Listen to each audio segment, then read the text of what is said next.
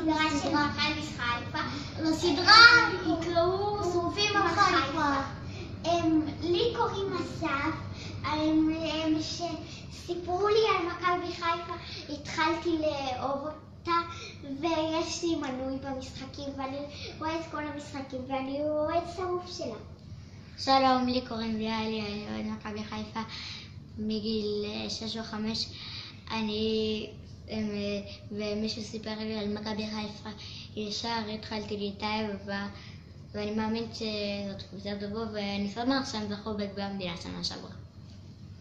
שלום, קוראים לי שר, וגם אני אוהד שרוף על חיפה.